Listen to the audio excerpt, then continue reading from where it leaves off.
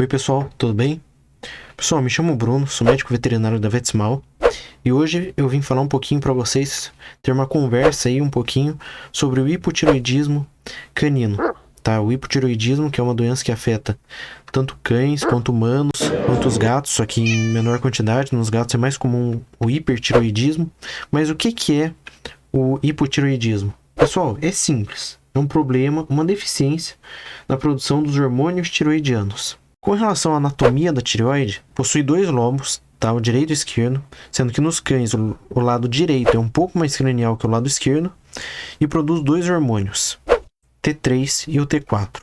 O T4 representa 80% da produção, certo? É ele que geralmente a gente usa para o diagnóstico. Com relação à formação dos hormônios, como são formados os hormônios? A gente tem que lembrar desse eixo: hipotálamo, adenohipófise e glândula tireoide. O hipotálamo produz o TRH. O que é o TRH? Hormônio liberador de tireotropina, tá? Já a adenohipófise produz o TSH. O que é o TSH? É a tireotropina, ou, como o próprio nome já diz, hormônio tireoestimulante, ou seja, estimula aí a tireoide a produzir os hormônios T3 e o hormônio T4. Quais são então as causas do hipotireoidismo? É a causa primária, secundária e terciária. Pessoal, a causa primária representa mais de 95% dos casos dentro da veterinária, então a gente vai se focar nela. Mas o que significa? Primária, secundária e terciária. Simples, pessoal. O problema está na própria glândula tireoide. Secundária está na adenohipófise, terciária no hipotálamo, tá? Mas vamos focar, que nem eu disse, na glândula tireoide, no caso o hipotireoidismo primário, que representa mais de 95% dos casos. Tem duas coisas aqui que podem acontecer: a tireoidite linfocítica e a atrofia folicular idiopática. O que é a tireoidite linfocítica? Pessoal, esse é um padrão histológico que a gente vê quando ocorre alguma inflamação ali. A gente vê alguns infiltrados de linfócitos, plasmócitos e macrófagos, que são algumas células de defesa, enfim. Essa inflamação causa um infiltrado que destrói a arquitetura histológica da glândula tireoide. Então é substituído ali por um tecido fibroso, por uma cicatriz. Com essa cicatriz, acaba perdendo um pouco a função. Perdendo a função, então, obviamente, ocorre uma baixa dos hormônios T3 e T4, levando então ao hipotireoidismo. E a outra causa é a atrofia folicular idiopática. Quando fala idiopática, é que não tem uma causa ainda... Ninguém sabe direito como que funciona. Alguns acreditam que seja uma fase tardia da tireoidite linfocítica, tá? Nesse caso da atrofia folicular, o próprio nome já diz, ocorre uma atrofia ali na glândula tireoide, e nesse caso geralmente não ocorre então um processo inflamatório ali em cima. E quais são as funções dos hormônios tireoidianos? Termorregulação, ou seja, o paciente com hipotireoidismo tende a sentir mais frio, isso é até relatado em humanos, certo? Geralmente é um paciente que procura mais o sol, tá com o focinho ali sempre gelado, certo?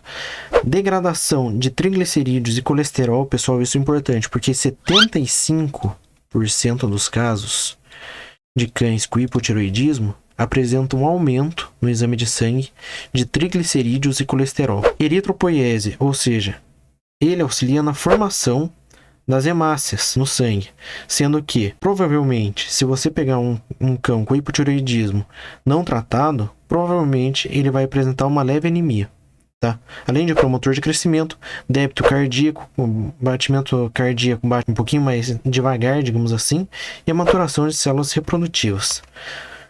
Com relação à epidemiologia, geralmente ocorre em adultos jovens, entre os 2 e 6 anos, tá? Sem predileção sexual, ou seja, pode afetar tanto macho quanto fêmea, geralmente de médio a grande porte, e aqui a gente separou algumas raças, como por exemplo o Cocker, o Labrador, o Golden e o Rottweiler, são raças predispostas aí a ter o hipotireoidismo.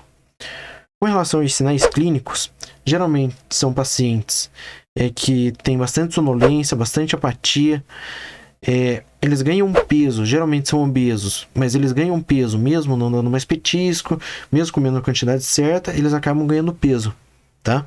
E termofilia, como eu falei, geralmente são pacientes que sempre estão procurando o sol e que acabam sentindo muito frio.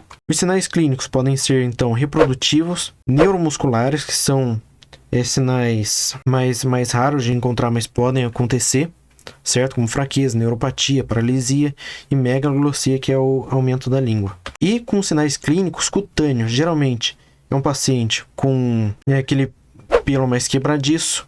Aqui a gente percebe que o paciente tem uma alopecia, ou seja, uma perda de pelo aqui. E geralmente, ó a dica, geralmente poupa cabeça e membros, essa alopecia, certo? Tem essa cauda de rato, ó.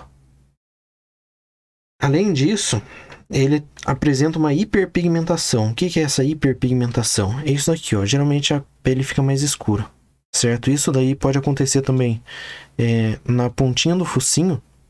A gente chama isso, o nome técnico é o sinal de Jericó. Tá? Ele pode apresentar tudo isso.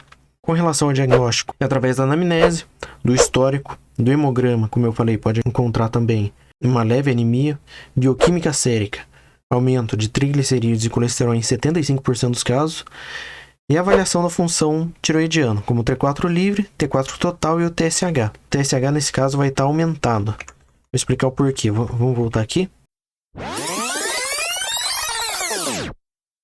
TSH vai estar aumentado porque, com a baixa da produção de T3 e T4, o corpo manda um sinal para o hipotálamo para produzir mais TRH, consequentemente produzir mais TSH. Por quê? Para ver se consegue aumentar T3 e T4, né? Mas a produção não vai aumentar porque o problema está na própria glândula tireoide. Então, geralmente, isso daqui vai estar aumentando.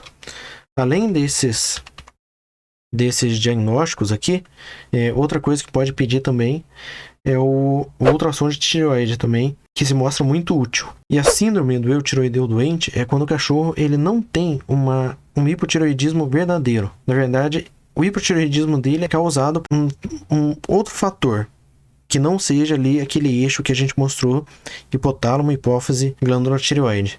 É causado geralmente por medicamentos, como por exemplo, os anti-inflamatórios, os corticoides, o fenobarbital, que é o Gardenal, e por doenças, como por exemplo a diabetes, a insuficiência renal e hepatopatias. Pessoal, é isso que a gente tinha para comentar com vocês. Espero que a gente tenha mostrado um pouquinho aí sobre o que é o hipotireoidismo, certo? E a gente se vê na próxima. Obrigado.